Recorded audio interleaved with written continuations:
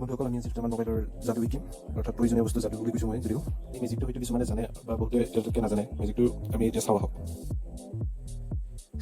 ইয়াত আপুনি প্ৰথমে ডাইল অপশ্যনত গৈ *#06# নাম্বাৰটো টিপি দিয়াৰ লগে লগে কোনো কলিং নদবোৱাকৈ আপোনাৰ আগত IMEI কোড কিছুমান সংখ্যা থকা কোড এটা আহিছে, আৰু এইটো আমাৰ বহুত জৰুৰী এটা কোড হয় আমাৰ কাৰণে। যদি কেতিয়াবা মোবাইলটো হেৰায়, তেতিয়া আপুনি এই নাম্বাৰটোৰ সৈতে কোম্পানীত কণ্টেক্ট কৰি আপুনি মোবাইলটো লক কৰি দিব পাৰে।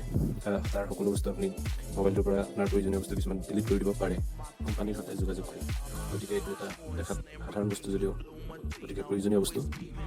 এতিয়া আমি আহোঁ অন্য এটা দ্বিতীয় যাদুটোলৈ। দ্বিতীয় যাদুটো ঠিক প্ৰথমটোৰ দৰে *#07# ডাইল কৰাৰ পাছত আপোনাৰ কোনো বটন নদবোৱাকৈ এখন স্ক্ৰীন আহিব। তাত চাৰ লেভেল বা চাৰ ভেলু বুলি এটা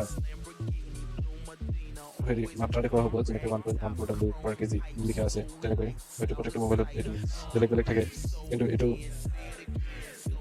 মেক্সিমাম ভেলু 1.16 হ'ব লাগে।